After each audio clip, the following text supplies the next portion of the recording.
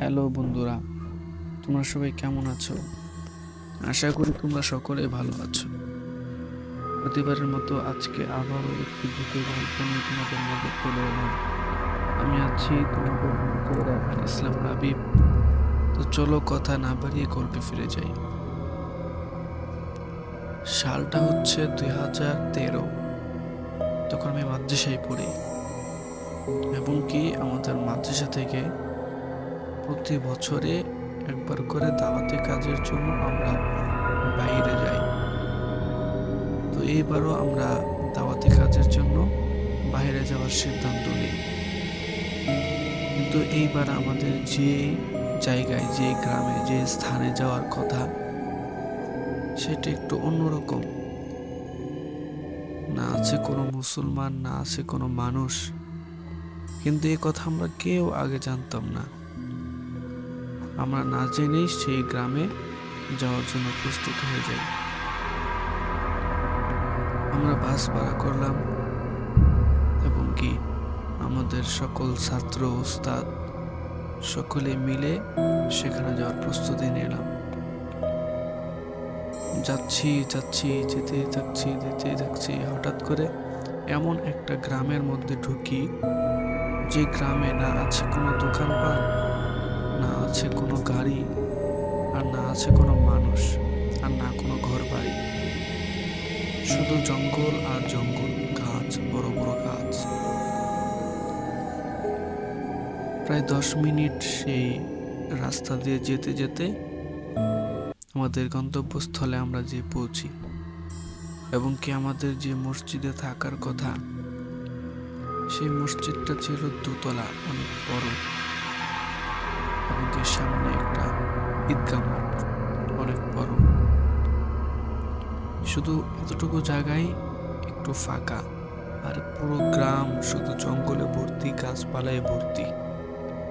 আমরা বাস থেকে আস্তে আস্তে নেমে সেই মসজিদের সামনে গেলাম এবং কি নিয়ম অনুযায়ী যা যা করা লাগে আমরা তা করলাম এবং উঁচু করে মাগরিবের নামাজের জন্য ভেতরে ঢুকি। কিন্তু এখানে ইমামকে দেখা যাচ্ছে না, নামাজ কে পড়ে এখানে? তখন চিন্তা করলাম যে আমরা তো আছি, আমরাই নামাজ পড়িয়ে নেব। একথা বলে আমরা সকলেই দোয়াতে বসে দোয়া ধরি। ঠিক কিছুক্ষণ পর দরজার দরজার মধ্যে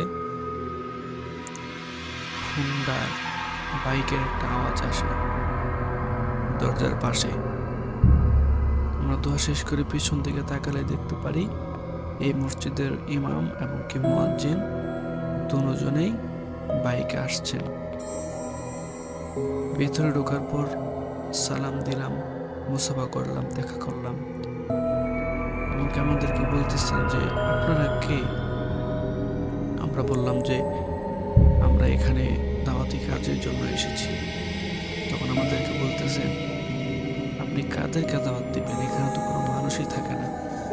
এই জন্য আমি আপনাদের কাছে অনুরোধ করব, আপনারা যত দ্রুত পারেন এখান থেকে চলে যান। তারপর আমাদের উস্তাদ বললেন আচ্ছা ঠিক আছে, আমরা নামাজ শেষ করি, তারপর এই বিষয় নিয়ে কথা বলা যাক। ঠিক তেমনই হলো, আমরা নামাজ আদায় করলাম। নামাজের পর আমরা বসে হুজুর আমাদেরকে বলতেছেন যে আপনারা এখান থেকে দ্রুত চলে যান। আমরা বললাম কেন? আমাকে আরেকটা প্রশ্ন হচ্ছে, এত বড় মসজিদ, এত বড় একটা গ্রাম, না আছে কোনো মুসল্লি, না আছে কোনো বাড়িঘর, না আছে কোনো দোকানপাট, কি জন্য? তখন আমাদেরকে বলছেন আপনারা কি জানতে চান? তখন আমরা বললাম হ্যাঁ আপনি বলুন, সমস্যা নেই। তখন আমাদেরকে বললেন আমি এবং কি মুয়াজ্জিন দুজনেই এই গ্রামের বাসিন্দা। একসময় আমরা এই গ্রামেই থাকতাম, কিন্তু কিছু সমস্যার কারণে আমাদেরকে এই গ্রাম ত্যাগ করতে হয়েছে। আমাদের জমি জমা, বাড়ি গাড়ি সব কিছু এখানে ফেলে চলে যেতে হয়েছে। তখন বললেন সালটা হচ্ছে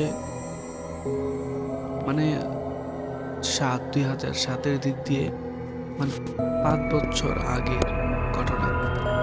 এই গ্রামে ছিল মানুষের পর মানুষ, অনেক মানুষ, মুসলমান ছিল সবগুলো, এবং কি সকলেই 5 ওয়াক্ত নামাজ ঠিক মতো আদায় করত। এখন নামাজের জন্য যে মসজিদটা ছিল, সেই মসজিদটা ছিল অনেক ছোট। এই জন্য আমাদের নামাজ পড়া অসুবিধা হয়ে যেত। যদি বৃষ্টি হতো তাহলে আরো বেশি, কারণ বৃষ্টির মধ্যে নামাজ পড়াতে যেত না। এই জন্য আমাদেরকে 3টা অথবা 4টা জামাত পড়তে হতো একটা মসজিদে। এবং কি বৃষ্টি ছাড়া আমরা বাইরে চাদর বিছিয়ে নামাজ পড়ি। তখন আমরা বললাম যে এই সমস্যার একটা সমাধান করা উচিত। আমরা সকলে মিলে সিদ্ধান্ত নিই যে আমরা এই গ্রামে একটা বড় মসজিদ তৈরি করব। মসজিদ তৈরির জন্য যে টাকাগুলো লাগে সেই টাকাটা আমরা সকলে মিলে ভাগাভাগি করে দেব। তখন আমরা সকলেই টাকা দিই, অনেক টাকা লস পড়ে, অনেক টাকা শর্ট পড়ে। এই যে আমরা সিদ্ধান্ত নিই যে আমাদের গ্রামে যে বড় বড় গাছগুলো আছে সেগুলো কেটে ফেলবো। সেগুলো কেটে তাই ভালো অঙ্কের টাকা আসবে, সেই টাকা দিয়ে আমরা মসজিদ তৈরি করব। আমাদের সিদ্ধান্তে সকলে অটল হয়ে যায়, এবং কি আমরা সেই গাছগুলো কেটে মসজিদ বানানোর সিদ্ধান্ত কনফার্ম করে ফেলি। গাছ কেটে মসজিদ তৈরি করলাম। 6 মাস ঠিকই যাচ্ছিল, তো 6 মাস পর থেকে শুরু হয় আমাদের গ্রামে আতঙ্ক। এমন আতঙ্ক যে আতঙ্কের কোনো শেষ নেই, শুধু ভয় আর ভয়। রাতে কেউ ঘুমাতে পারে না। ঘরের টিনের উপরে কে যেন রাত্রিবেলা ঢিলাচ্ছে, থাপ্পড় দিচ্ছে, এবং কি দরজার মধ্যে কে যেন খটখট খটখট করে শব্দ করে, এবং কি যখন দরজা খুলে বাইরে দেখতে পারে কেউ নেই। এমন করে কিছুদিন যাওয়ার পর মানুষরা যখন কাজ থেকে গ্রামে ফিরে, তখন সন্ধ্যার সময় অথবা রাত্রেবেলা অনেক কিছু সেই গ্রামে দেখতে পারে, ভয়ানক কিছু দেখে। এবং কি সেই মসজিদের মাইক হঠাৎ করে রাত 2টা-3টার সময় আপনা আপনি চালু হয়ে যায়, এবং কি আজান দেয়, কে যেন কান্না করে। একদিন আমি সিদ্ধান্ত নিলাম যে আমি আজকে রাত্রে মসজিদটাতে থাকবো, দেখবো যে মসজিদে কি হয়, কে এভাবে ফাইজলামো করে। সকলে আমাকে বলতেছেন যে আপনি যায়েন না, অনেক বিপদ হবে, এগুলো জিন ভূতের কাজ, কি জন্য করছে আমরা জানি না।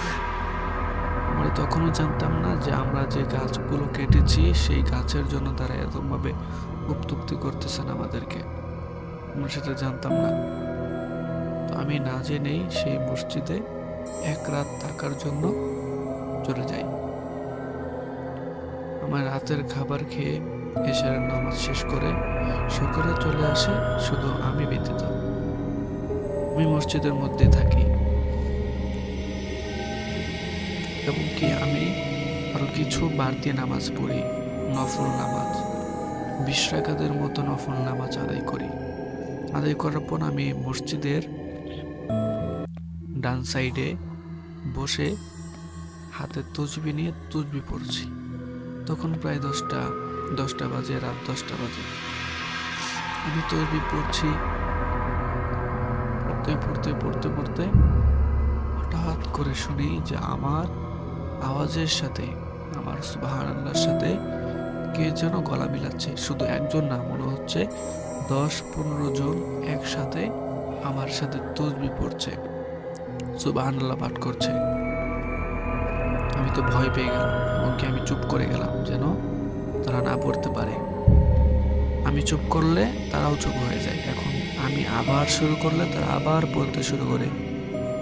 আমি সাদা পাঞ্জাবি পরা, সাদা একটা রুমাল মাথার মধ্যে দেওয়া, আমি পড়া বন্ধ করে আস্তে আস্তে আস্তে আস্তে ঘাড়টাকে পিছন থেকে ঘোরালাম।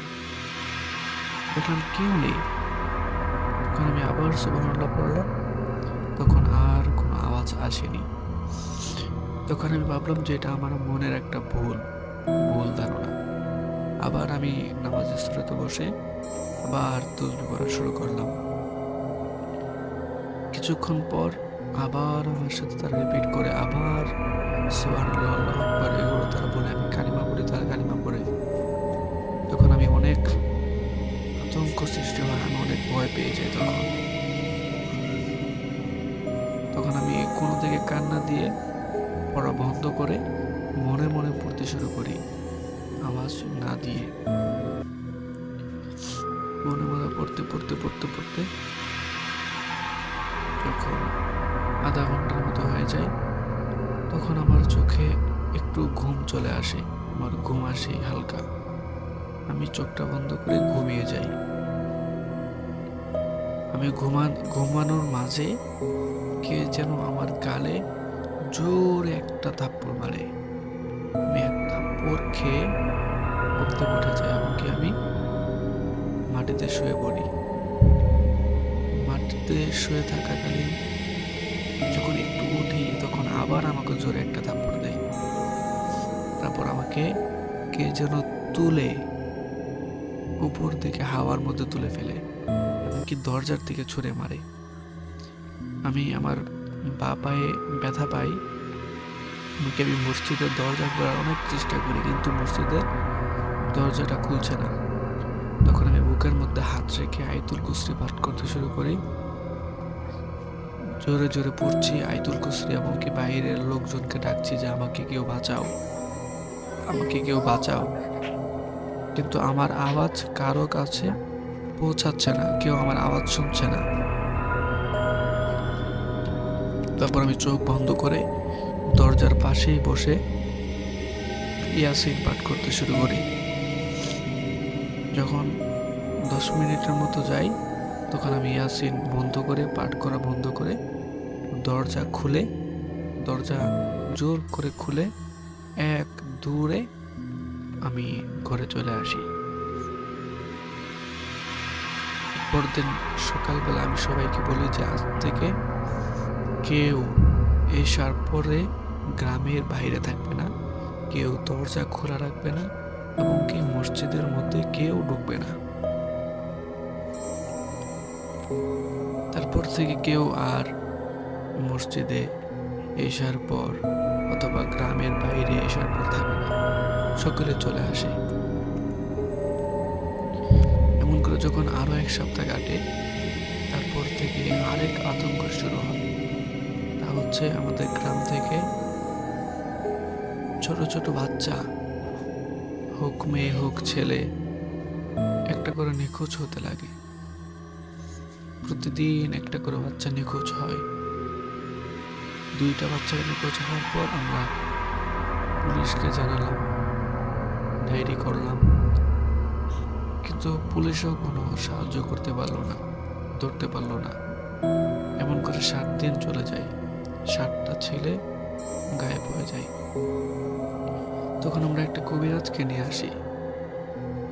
কবিরাজ আমাদেরকে বলছেন যে আপনারা তাদের ঘর নষ্ট করে ফেলেছেন, তাদের ঘর আপনারা কেটে ফেলেছেন,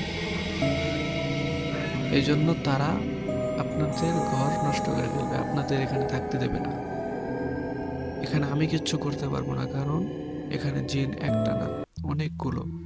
এই জন্য আমি আপনাদেরকে নির্দেশনা করব যে আপনারা এই গ্রাম ছেড়ে দ্রুত চলে যান। যদি জীবনের মায়া থাকে তাহলে এই জমি জমা এগুলোর আশা কইরেন না, এখান থেকে চলে যান। সেদিনই আমরা সিদ্ধান্ত নেই যে আমরা এই গ্রাম থেকে অনেক দূরে চলে যাব। তারপর থেকে এই গ্রাম থেকে অনেক জনে চলে যায়, কিন্তু কিছু মানুষ ছাড়া যারা লোভী ছিল, প্রায় 20 জনের মতো এই গ্রাম ছাড়ে না। ওরা যে আমাদের বাপ দাদার ঐতিহ্য, ঘর বাড়ি জমি জমা এগুলো আমরা ছেড়ে যেতে পারি না। আমরা যদি যাই তাহলে এগুলো বিক্রি করে তারপর যাব। তাদের ঘাড় তেরামির জন্য কিছুদিন পর তাদেরও জীবন যায়, তাদেরকে আর এই গ্রামে খুঁজে পাওয়া যায় না। অতঃপর এই গ্রামে তারপর থেকে যেই এক রাত এই জায়গায় থেকেছে তাকে আর দ্বিতীয় দিন খুঁজে পাওয়া যায়নি। এমনভাবে এই গ্রামে অনেকজনে ঘুরতে আসছিল এবং কি তাদেরকেও খুঁজে পাওয়া যায়নি। এখন আপনারা আসছেন এই গ্রামে, এখন যদি আপনারা যদি এখানে এক রাত থাকেন, আমি জানি না আপনাদের সাথে কি হবে। এই কথা বলতে বলতেই আমাদের মাঝের একজন ছাত্র বাহির থেকে পানি নিয়ে আসে বালতি দিয়ে। যখন পানি মসজিদের ভেতরে নিয়ে আসে তখন ইমাম সেই ছাত্রকে জিজ্ঞাসা করে, তুমি পানি কোথা থেকে নিয়ে আসলে? তখন বলছেন যে রান্না করতে হবে না, এই জন্য আমি মাগরিবের নামাজের পর গ্রামে ঢুকেছিলাম পানি নিয়ে আসার জন্য। অনেক খুঁজলাম কিন্তু কোনো জায়গায় পানি নেই।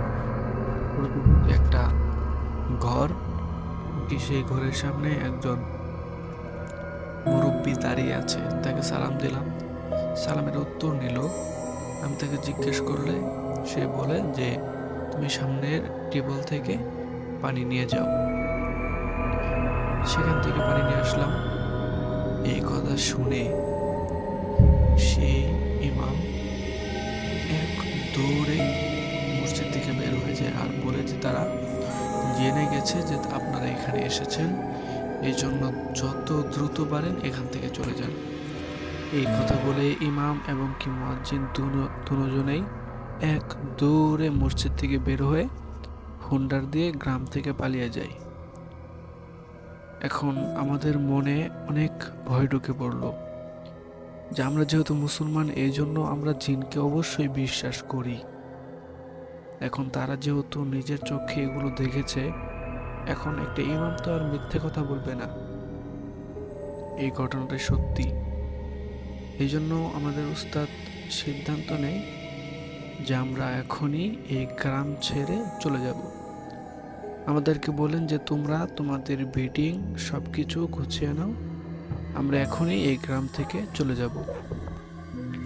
এই কথা বলার পর আমাদের যত কিছু নিয়ে এসেছিলাম, ব্যাগ, বেডিং সব কিছু নিয়ে আমরা মসজিদ থেকে পালিয়ে যাওয়ার সিদ্ধান্ত নিই। বাইরে এতক্ষণে অন্ধকার নেমে এসেছিল, কারণ মাগরিবের নামাজ শেষ হয়েছে, অনেক সময় হয়ে গেছে। আমরা মসজিদ থেকে বের হওয়ার পর চারিদিকে কোনো কিছু দেখা যায় না। আমরা লাইট জ্বালালাম। এখন আমরা তো আর পথ চিনি না, রাস্তা চিনি না, আমাদের এসেছি বাস দিয়ে। তারপরেও আমরা চেষ্টা করলাম সেই গ্রাম থেকে পালানোর জন্য। রাস্তায় উঠলাম, এমন একটা গ্রাম যে গ্রামে কোনো নেটওয়ার্কও নেই যে একজনকে ফোন করে বলবো যে আমাদের জন্য গাড়ি পাঠাও অথবা বাস পাঠাও, আমরা এখান থেকে চলে যাব। আমরা দৌড়ে দৌড়ে যতটুকু সম্ভব দৌড়ে দৌড়ে সেই গ্রাম থেকে একটু দূরে আসি। কিন্তু আমাদের কপাল এমন খারাপ, আমরা রাস্তা না চেনার কারণে ভুল রাস্তায় চলে যাই। এখন কি করব, আমাদের মাথা ধরছে না, যত হাঁটি ততই রাস্তা বেড়ে যাচ্ছে, কিন্তু পথ আর শেষ হচ্ছে না। অনেকক্ষণ দৌড়ানোর পর দেখি যে সামনে অনেক বড় একটা ঘর, মানে একতলা একটা ঘর, বিল্ডিং। আমরা কোনো জায়গায় আশ্রয় না পেয়ে সেই ঘরে যাওয়ার সিদ্ধান্ত নেই। এমনকি সেই ঘরের সামনে গিয়ে আমরা কলিং বেল বাজাই এবং ডাকতে থাকি, কেউ আছেন কি? কিন্তু প্রথম প্রথম কোনো শব্দ, কোনো আওয়াজ আসে না। আরো কিছুক্ষণ যাওয়ার পর আমরা আবারও দেই। তারপর একটা দারোয়ান আসে, আমাকে দরজাটা খুলে। দরজা খোলার পর আমরা ভেতরে আস্তে আস্তে ঢুকি। তারপরে কি হয়েছে যদি জানতে চান তাহলে কমেন্ট বক্সে বলেন যে দ্বিতীয় পার্টের কথা। আমি দ্বিতীয় পার্ট নিয়ে জলদি আসছি। সকলেই শরীরের প্রতি যত্ন দিবেন, সুস্থ থাকবেন এবং কি এমন ভূতের গল্প শোনার জন্য আমার চ্যানেলটা সাবস্ক্রাইব করে রাখবেন। আর ভিডিওটি ভালো লাগলে অবশ্যই লাইক করে যাবেন। ধন্যবাদ।